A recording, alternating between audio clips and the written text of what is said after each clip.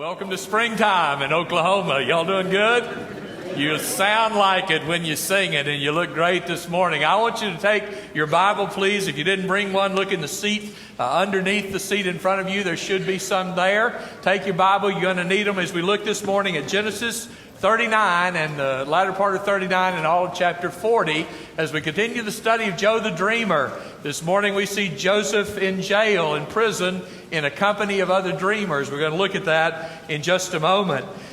All of us in this room have had dreams, some of them very grand and some of them not so grand, more aspirations than we'll ever meet in a lifetime. And the older you get, the more you realize the dreams that you thought you were going to see fulfilled may not be fulfilled. Dreams that you hoped would see fulfilled have long since passed. And for those of us that are getting older, it's just a matter of time. We just don't have time to go back and do some of those things. There's less runway in front of us than behind us, and we're beginning to narrow our dreams to those which are most important, because we know that we don't have the time left to invest in a plethora of dreams. We've got to do those 3 or 4 that we feel very strongly about. And if you've lived long enough, not only have you had many dreams and many aspirations, but you had many dreams broken and many dreams lost and many aspirations canceled. And that's never fun, and it's always painful. Today we're going to talk about Joseph, who, as you know, as a boy had a dream of being somebody very, very special. And truly, God is going to do that for him. But at this point in time, Joseph didn't know that in reality, only in promise. And the harder he tried to do what was right, the more he found out folks were ready to knock the legs out from under him and cause him to dwell in places with those who've done wrong. All of us know what it is to walk a path of disappointment. The older you are, the more disappointment you've had.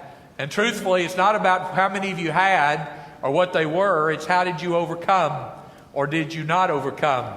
Are you still in the battle are you still in the rubble from the battle, and you got beat up and put on the sideline, and you still say, Pastor, 15 years ago, 20 years ago, 25 years ago, something happened to me, and I've never been able to get over it. Others of you have gone through great, great struggles, and yet on your face is a smile and your heart's a song, and your focus on God is clear. And because of the broken dream, you're a better servant of God today than you were before. And because of the struggles, and because of the pits that you found yourself in, and because of the prisons you were put in, not of your own choosing, you're a stronger servant of Christ today as a result of every one of those.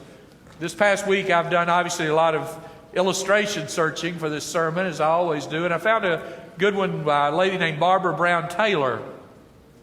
She was comparing disappointment and using the picture of those 2 travelers on the road to Emmaus on the first day of the week when Jesus was raised from the dead.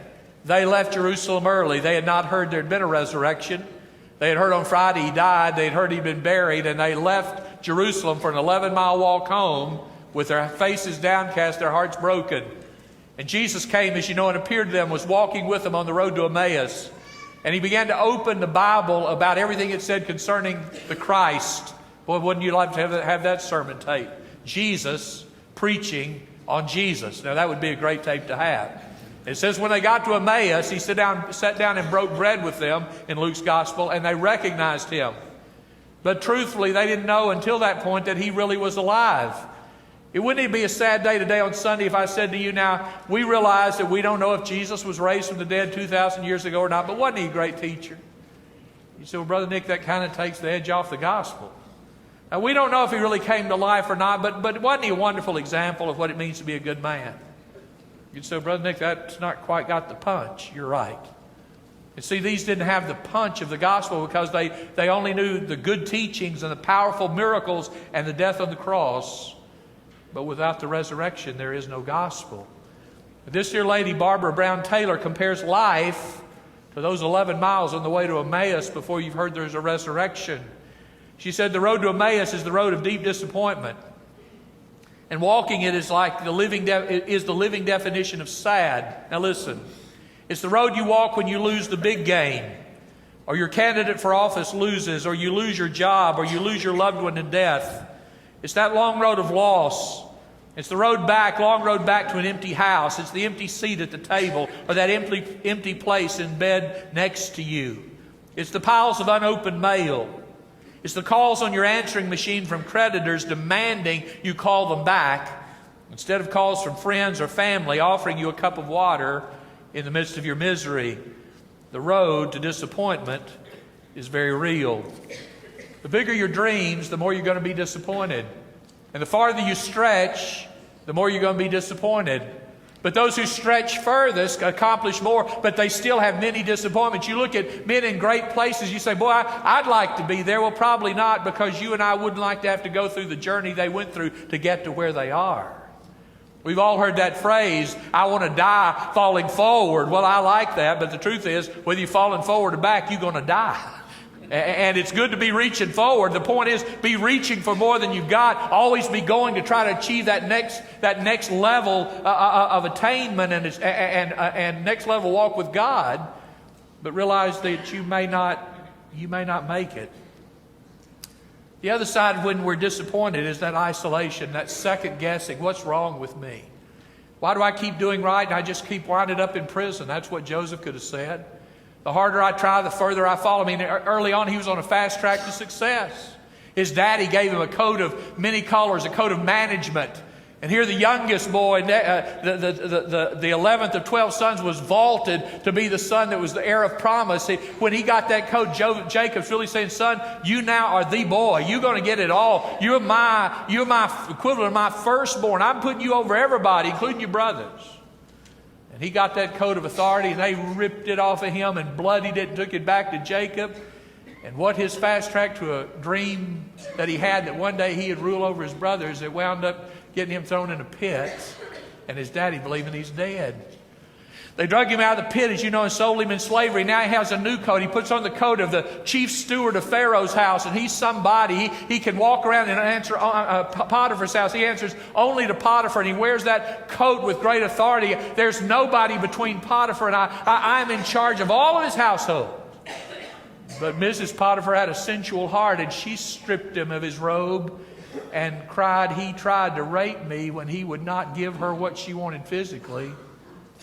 And then he found himself in prison. Here he is just saying, Father, I honored you. I didn't give in to sexual sin. I honored my master Potiphar, and I remained pure, and I wound up in prison. And in prison, I don't know what the prison orange was of that day, but whatever that jumpsuit was they wore, he had it on. And now he gets not only the prison uniform, but he gets a trustee uniform. And now he's over all the prisoners and all the prison because he found favor with the warden. And that's where we pick up the story today. He's now in jail.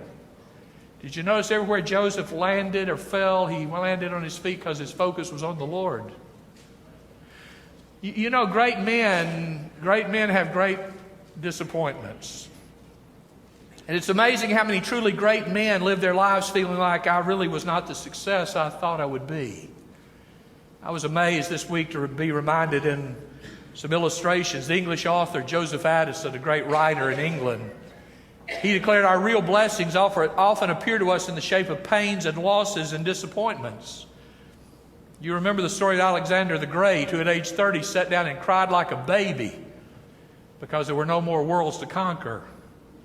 Maybe you remember Hugo Grotius, the father of modern international law. Now, he lived before his time, but he realized one day we're going to have to deal with nations, and their teachings are not our teachings, and their cultures not our cultures. And we need some level of legal tracking where we can work with each other in international law. And he laid the groundwork. He was the father of international law.